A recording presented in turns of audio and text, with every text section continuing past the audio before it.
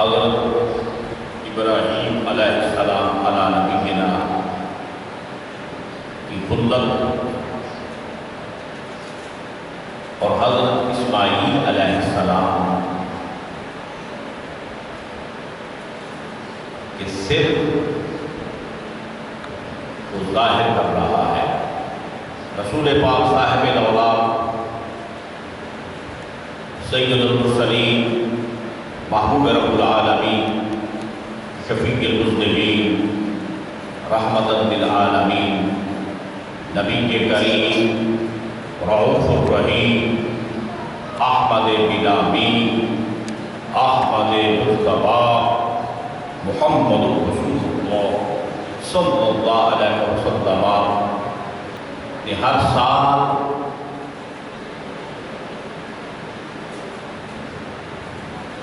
اس دن کی یاد کو تازہ کرنے کے لیے قربانی کو واجب فرمایا۔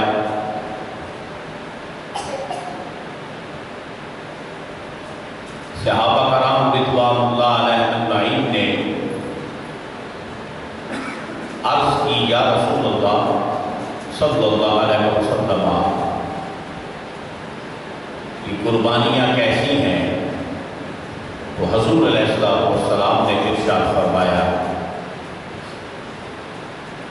یہ تمہارے باپ ابراہیم علیہ السلام کی سنت ہے، اس کو ادا کیا کرو۔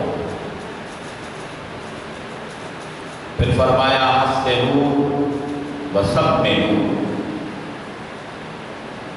جو جانور کہ تم قربان کرو اللہ کی راہ میں وہ حسین ہونا چاہیے اور بے عیب ہونا چاہیے، طاقتور ہونا چاہیے۔ فرمایا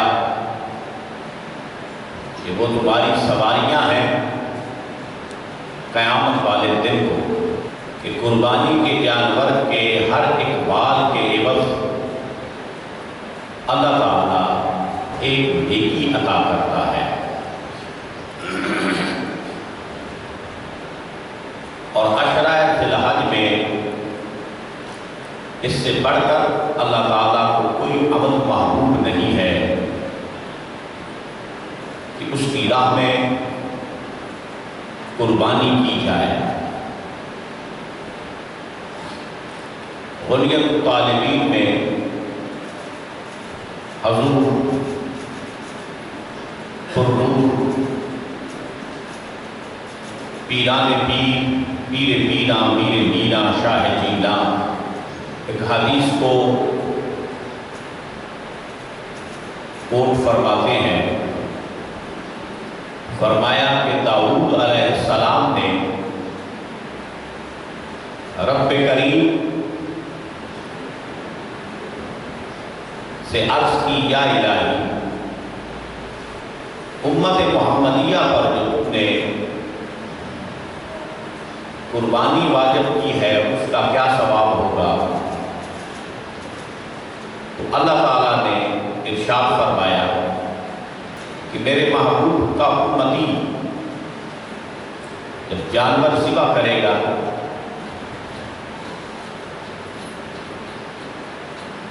تو اس کے ہر ایک بال کے عوض میں 10 نیکیاں عطا کروں گا، 10 درجات بلند کروں گا اور 10 گناہ معاف فرماؤں گا۔ پھر سرکار نے ارشاد فرمایا کہ جو صاحب نصاب ہو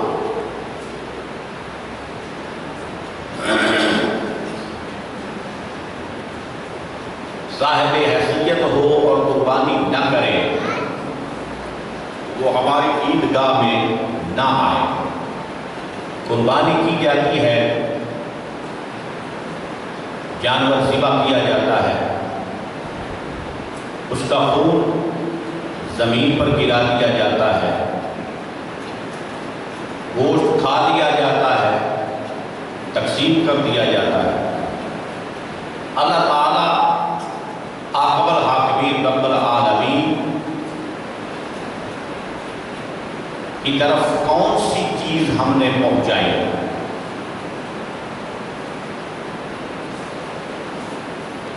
ہم نے ذات حق کی خاطر، خلوص نیت کی خاطر جو قربانی کی، ہماری نیت، ہمارا تقویٰ، ہمارا خلوص، ہمارا اخلاص، ہماری محبت بارگاہ عزتی میں قبول ہوئی۔ اس دن کی یاد کو کیوں منایا جاتا ہے، کیوں یاد کیا جاتا ہے؟ کہ مسلمان میں قربانی کا جذبہ پیدا ہو، ایثار پیدا ہو۔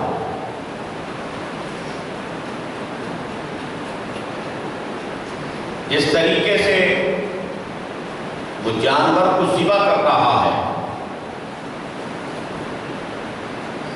وہ فی الصدق کافہ، اسلام میں پورے کے پورے داخل ہو جاؤ۔ حضور کی حدیث ہے کہ تم نے کلمہ پڑھ لیا، پھر یہ نہ سمجھنا کہ تم آزاد ہو گئے، بلکہ تم اس اونٹ کی طرح ہے جس کی ڈکیٹ کسی مالک کے ہاتھ میں ہے۔ اسلام میں پورے کے پورے داخل ہو جاؤ۔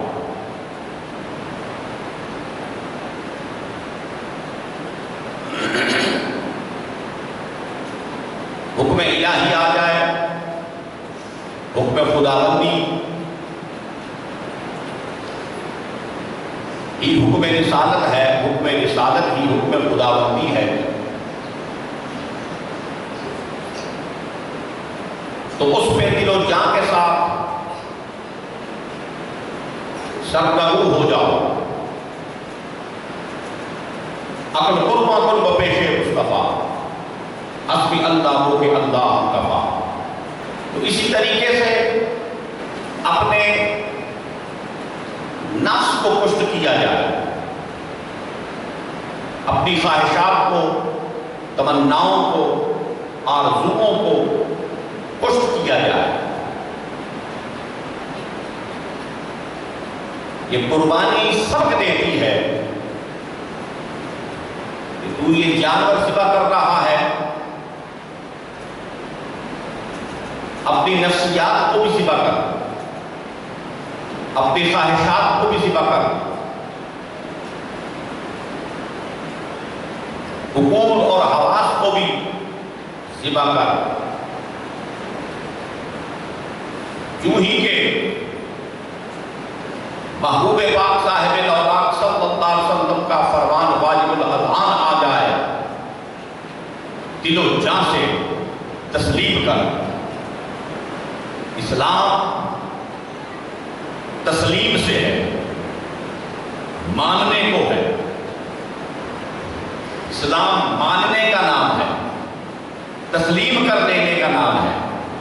اسی واسطے اللہ نے فرمایا قلب سلیم حاصل کر۔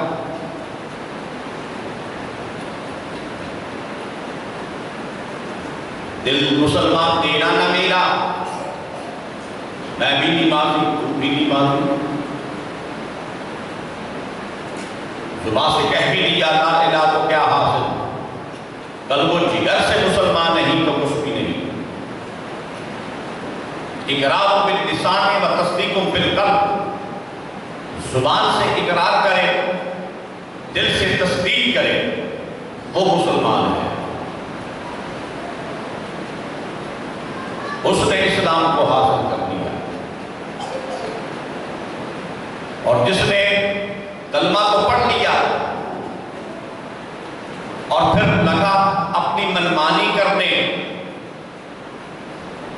جو دل میں آیا اس کو، جس چیز کو دل نے قبول کیا، طبیعت کے موافق جو چیز لگی اس کو قبول کر لیا، جو طبیعت کے موافق نہ رہی اسے قبول نہ کیا، تو یہ پورا اسلام نہیں، پورا اسلام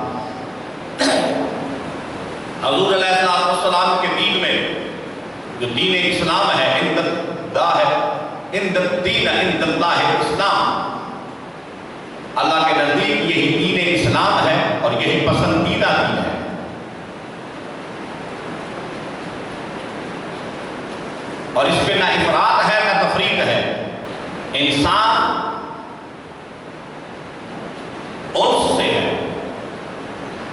اس پہ پیار ہے، محبت ہے، تو وہ انسان ہے، ورنہ حیوان سے بھی بدتر ہے۔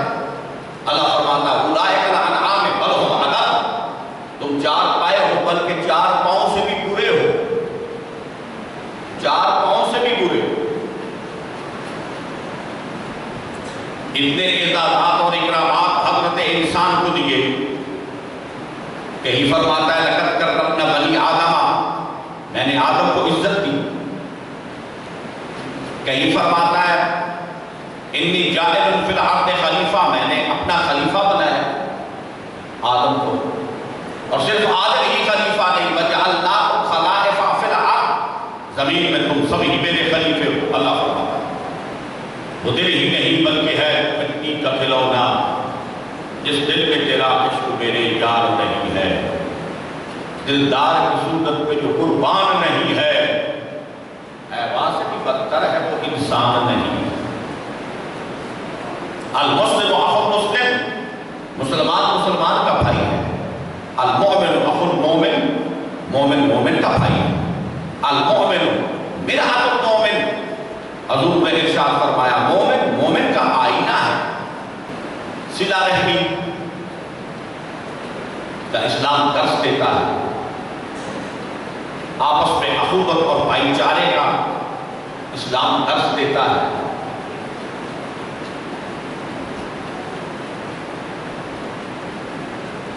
اب یہ جو قربانی کی جاتی ہے، جانور ذبح کیا جاتا ہے، یہ کیا ہے؟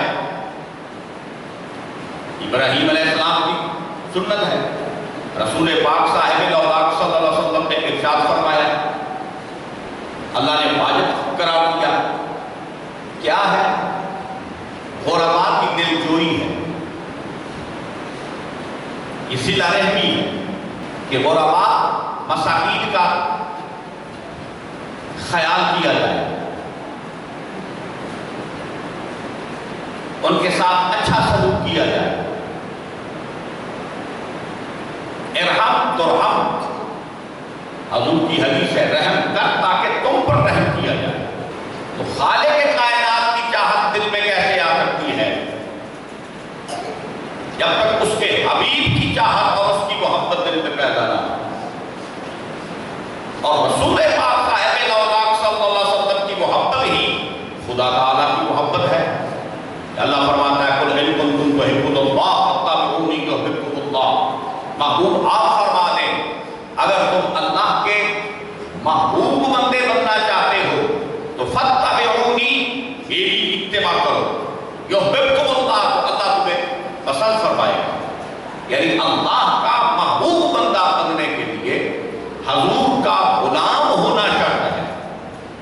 اطاعت بغیر محبت کے ہو سکتی ہے، اتباع بغیر محبت کے نہیں ہو سکتی۔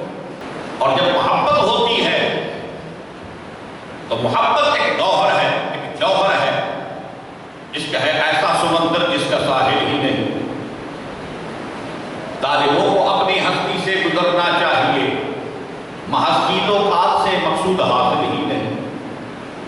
عاشق و معشوق کی رمزوں کی اس کو کیا خبر جو میان زمرہ عشاق شامل ہی نہیں۔ اس کی محبت میں پھر قربانی کا جذبہ پیدا ہوتا ہے۔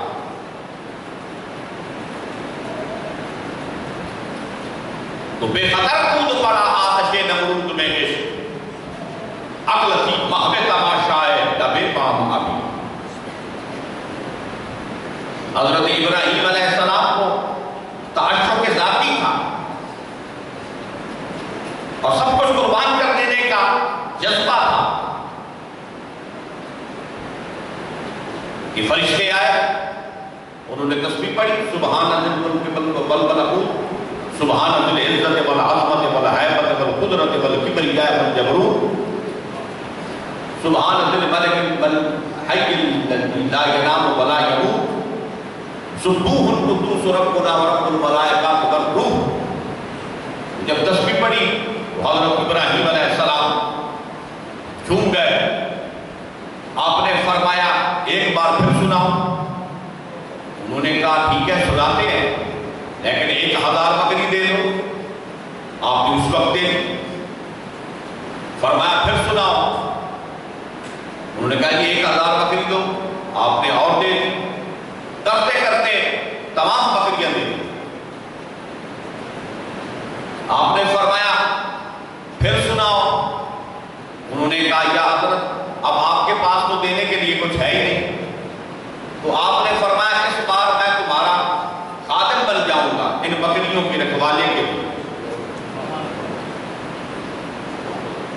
تو محبت قربانی کا جذبہ عطا کرتی ہے۔ لیس العید لمن لبس الجدید انما العید لمن خاف الوعید۔ حضور پیران پیر پیر پیران شاہ پیرا کا یہ کلام ہے۔ آپ فرما رہے ہیں کہ عید اچھے کپڑے پہن لینے کا نام نہیں، عید خدا تعالیٰ سے ڈر جانے کا نام ہے، اس سے خوف زدہ ہو جانے کا نام ہے۔ سرکار دو عالم نبی مکرم رحمت دو عالم شفیع الامم صاحب الجود والکرم محمد اکرم صلی اللہ علیہ وسلم حضور ہر سال 2 مہینے ذبح فرمایا کرتے تھے، ایک اپنی طرف سے اور دوسرا فرماتے وَأَمَّنْ لَمْ يُدَاهِ بِالْأُمَّةِ، یہ میری ساری امت کی طرف سے۔ سرکار دو عالم صلی اللہ علیہ وسلم نے کل 13 مرتبہ قربانی فرمائی، 13 برس۔ تو ہر سال سرکار دو عالم صلی اللہ علیہ وسلم سرکار ایک مینڈا اپنی طرف سے ذبح فرماتے تھے اور ایک اپنی امت کی طرف سے۔ تو جو ایک مرتبہ حضور مدینہ صدور قلب و سینہ صلی اللہ علیہ وسلم نے اپنی امت کی خاطر قربانی فرمائی، ایک مرتبہ، تو وہ قیامت تک کے لیے ساری امت قربانی کرتی جائے، اس سے بڑھ کر ثواب ہے جو ایک مرتبہ بھی حضور علیہ السلام نے اپنے غلاموں کے لیے قربانی فرمائی۔ اور حیدر کرار کرم اللہ وجہہ الکریم کو ارشاد فرمایا کہ تو قربانی کیا کر۔ تمام امت کو حکم تھا، حیدر کرار کو خاص حکم فرمایا۔ تو جناب کرم اللہ وجہہ الکریم ہر سال جناب کی 2 بیٹے ذبح فرماتے تھے، ایک اپنی طرف سے اور ایک حضور کی طرف سے۔ ڈانگو اژدہا اور شیر ڈر مارا کو کیا مارا، بڑے روزی نفس امارہ کو مارا تو گھر مارا۔ حضرت فاروق اعظم رضی اللہ عنہ، آپ کی طرف کسی بادشاہ نے 2 تحفے بھیجے، ایک کستوری تھی اور ایک زہر۔ تو آپ اس وقت مٹی بنا رہے تھے، مٹی اور پانی کو گوندھ کے، اور آپ مسجد نبوی کی لپائی کرنے والے تھے۔ تو وہ جب کستوری آئی تو آپ نے اس پہ پھینکی، اس سے زہر پیش کی کہ جی یہ 1 لاکھ آدمی کے لیے کافی ہے، اتنی زہر ہے۔ تو فاروق اعظم رضی اللہ عنہ نے وہ زہر پکڑی اور منہ کو لگائی اور پی گئی اور کھڑے۔ تو وہ جو لانے والے تھے اس بادشاہ کے وہ علمی تھے، وہ حیران مشتر رہ گئے، کانپنے لگے، اور انہوں نے کلمہ پڑھا لا الہ الا اللہ محمد رسول اللہ۔ تو آپ نے فرمایا کہ تم تو مسلمان ہو گئے ہو، لیکن عمر کا ابھی نفس مسلمان نہیں ہوا۔ تو وہ لوگ تھے اتقا کرنے والے، متقی اور پرہیزگار۔ قربانی کرتے ہیں ہم تو کیا رب تعالیٰ کی طرف یہ جانور جاتا ہے یا گوشت پہنچتا ہے یا خون چلا جاتا ہے؟ نہیں، ہمارے دل کا تقویٰ ہے جو اس ذات حق باری تعالیٰ کے پاس پہنچتا ہے، اور جتنا تقویٰ زیادہ ہوگا اتنا اجر و ثواب زیادہ ہوگا۔ تو وہ قربانی دیکھتا ہے، ظاہری بھی اور باطنی بھی۔ ایک شبد دیاں نقشر حاصل ہو گئے پر صرف دیوڑ نہیں سکھالا مشکل چالا حضرت بالعالم روضہ پاک والے امام پاک امام جلوی سرکار آپ نے فرمایا حضور نے فرمایا اتقوا عن الفراست کو میں نے فَإِنَّهُ يَنْظُرُ بِنُورِ اللَّهِ مومن کی فراست سے ڈرو کہ وہ اللہ کے نور سے دیکھتا ہے اور ایک مومن کا نور یہ مقام رکھتا ہے کہ جہنم کی آگ چلائے گی یا الہی اس کو مجھ سے دور کر دے یہ میری آگ کو ختم کر رہا ہے اس کا نور تو ایک مومن جس کے دل میں محبوب پاک صاحب اولاد کی محبت ہے حضور کی محبت کا نور وہ جہنم کی آگ کو بجھانے کے لیے کافی ہے تو جب رسول پاک صاحب اولاد گزرے ہوگے تب جہنم کا حال کیا ہوگا وہ کیسے کہتے ہیں اعلیٰ حضرت عظیم البرکت مجدد الدین ابن شاہ احمد رضا خان صاحب بریلوی عزت و اطلاع محمد عزت و اطلاع محمد کے ہے عرش حق زیر پائے محمد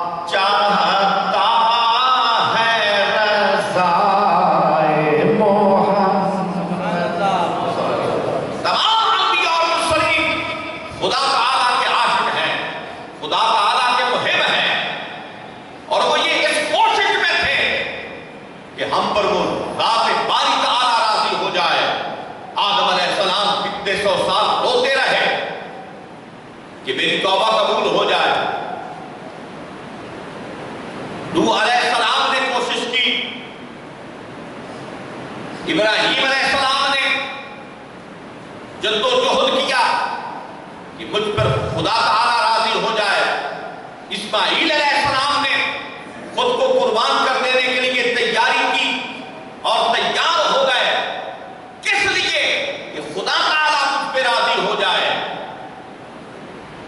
ہر نبی ہر رسول نے خدا تعالی کی رضا کو چاہا مگر رب تعالیٰ فرماتا ہے بلا خوف یوتی کا رب کا فضل کا محبوب ان قریب ہم آپ کو اتنا دیں گے کہ آپ راضی ہو جائیں گے تمام انبیاء اور مرسلین خدا کی رضا چاہتے ہیں اور خدا تعالیٰ محمد مصطفیٰ کی رضا چاہتا ہے سبحان اللہ خدا چاہتا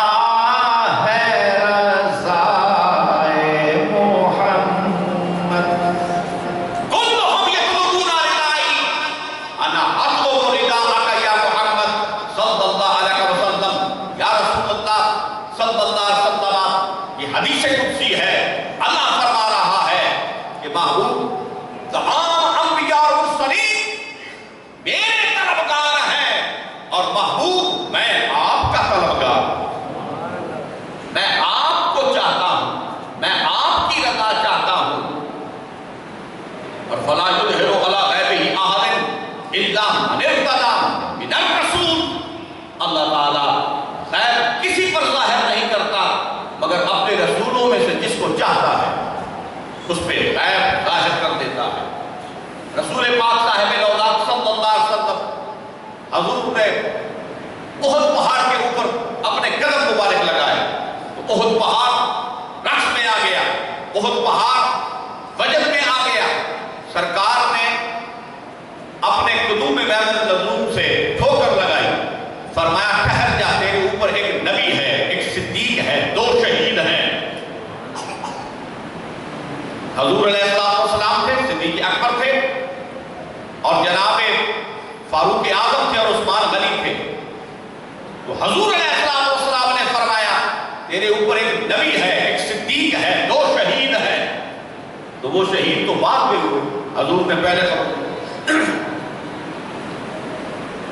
اللہ نے فرمایا الم تر کیف فعل ربک باصحاب الفیل، محبوب آپ دیکھ نہیں رہے تھے ہم نے ہاتھی والوں کے ساتھ کیا معاملہ کیا؟ حضور اس وقت بھی موجود تھے، بلکہ سرکار نے فرمایا اول ما خلق اللہ نوری، سب سے پہلے اللہ نے میرے نور کو ظاہر کیا، سبحان اللہ، اور پھر فرمایا انا من نور اللہ والخلق كلهم من نوری، میں اللہ کے نور سے ہوں اور سارا جہان محمد کے نور سے ہے صلی اللہ علیہ وسلم۔ ایک حدیث پاک میں آتا ہے کہ رسول پاک صاحب الاولاد صلی اللہ علیہ وسلم حضور علیہ السلام حضور بحر النور میں غوطہ در ہوئے اور سرکار نے اپنی زلف عنبرین کو چھڑکا تو ہر ایک قطرے کا ایک نبی بنا، ہر ایک قطرے کا ایک نبی اللہ نے بنایا۔ تمام انبیاء اور مرسلین کو جو اوصاف رب تعالیٰ نے عطا فرمائے، معجزات عطا فرمائے، ان کو شانیں عطا فرمائی، رفعتیں اور بلندیاں عطا فرمائی، وہ رسول پاک صاحب الاولاد کے صدقہ سے عطا فرمائی۔ بلکہ حضور نے فرمایا واللہ یعطی انما انا قاسم، اللہ عطا کرنے والا ہے، ہم تقسیم کرنے والے ہیں۔ تو اللہ کو عطا کر چکا، اب قاسم رزق اللہ محمد عربی صلی اللہ علیہ وسلم ہے، لہذا نبیوں کو نبوت خدا تعالیٰ نے عطا کی، حضور نے تقسیم فرمائی، رسولوں کو رسالت اللہ نے عطا کی، محمد مصطفیٰ نے تقسیم فرمائی، یہاں تک کہ آدم کو صفی اللہ بنا دیا، نوح کو نبی اللہ بنا دیا، داؤد کو خلیفۃ اللہ بنا دیا، حضور نے ابراہیم کو خلیل اللہ بنا دیا، اسماعیل کو ذبیح اللہ بنا دیا، موسیٰ کو کلیم اللہ بنا دیا، عیسیٰ کو روح اللہ بنا دیا۔ یہ تمام اوصاف تمام نبیوں اور رسولوں کو اللہ نے عطا کیے ہیں، محمد مصطفیٰ نے تقسیم فرمایا ہے۔ تو یہ کیسے ہو سکتا ہے کہ تقسیم کرنے والے کے پاس وہ اوصاف نہ ہو، بلکہ تمام اوصاف حمیدہ بدرجہ عطا محمد عربی صلی اللہ علیہ وسلم میں موجود ہیں۔ اور کیا فرمایا بابا جامی نے؟ حسن یوسف دم عیسیٰ بیضاداری، آنچے خوباں